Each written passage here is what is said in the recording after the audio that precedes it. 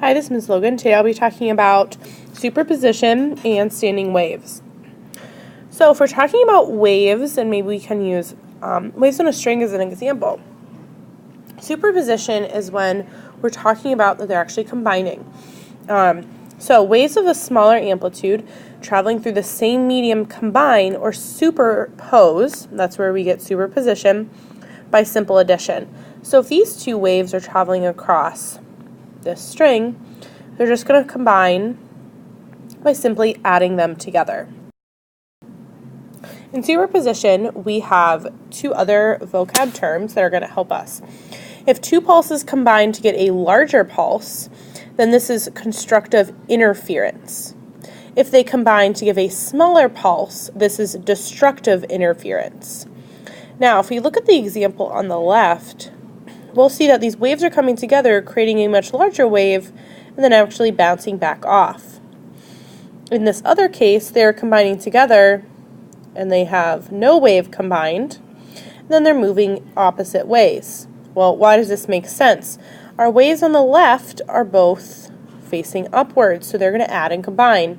However, these waves are going in two different directions, so they're actually going to disappear, which means destructive interference when they combine.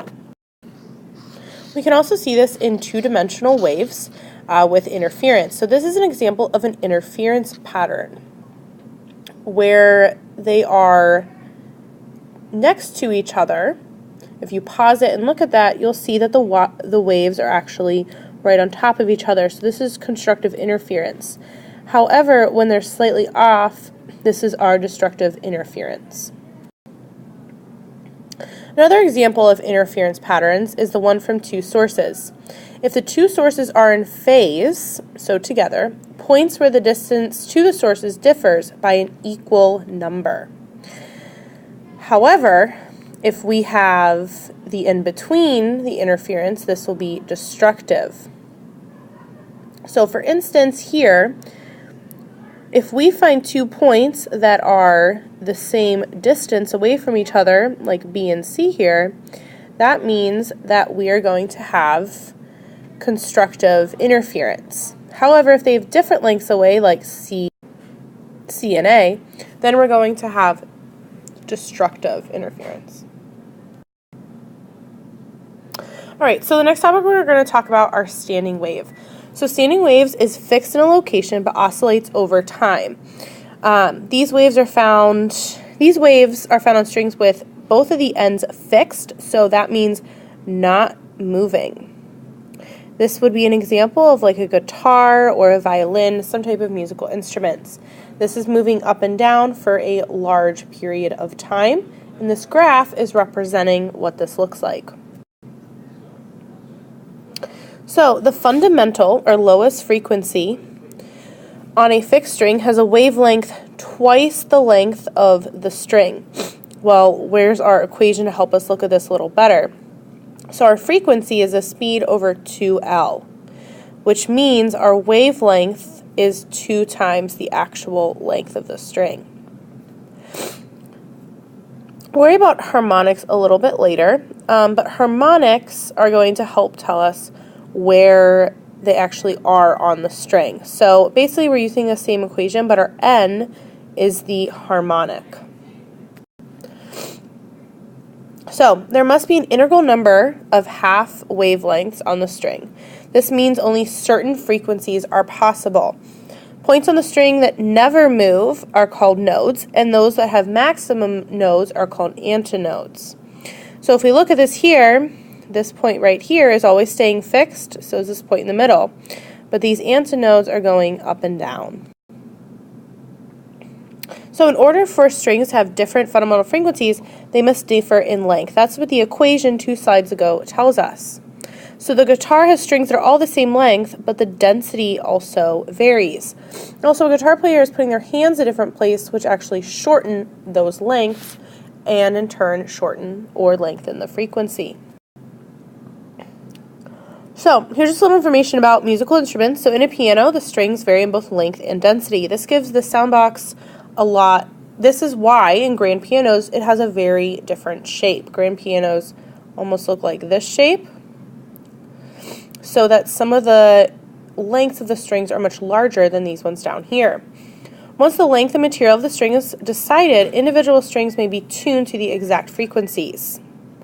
Musical instruments are usually designed so that the variation tension between the strings is small, so this helps prevent warping and other damage.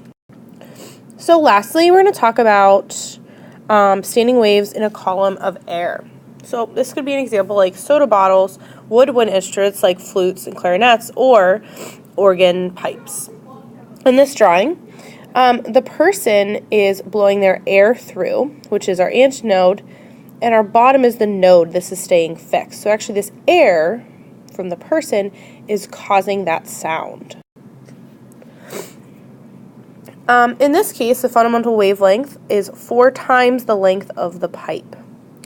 And only an odd number of harmonics appeared. So let's talk a little about harmonics now that we have this up.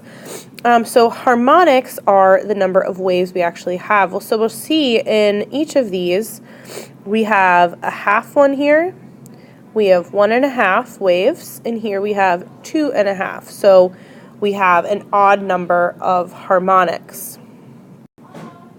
Now, when we only see a half, we actually only have our odd numbers.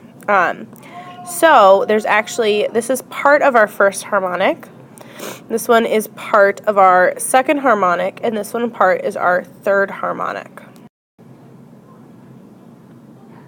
So if the tube is actually open at both ends are antinodes, and the sequence of harmonics is the same as on a string.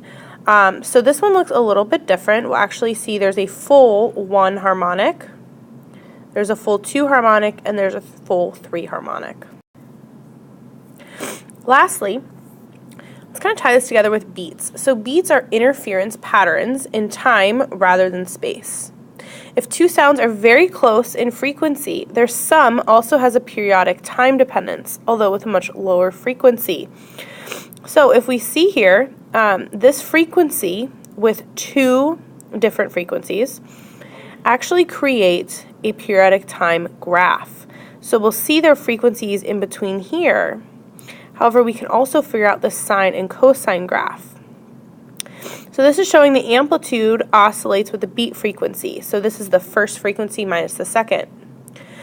Y total, or the total distance in the Y, oscillates with the average frequency. So that's the 2 frequencies added over 2. So that's the end of the flip lesson. At this point, I'd recommend reading these 3 different sections and start working on some of your practice problems. A lot of the practice problems for this unit are going to be conceptual, looking at drawings, and also using some equations.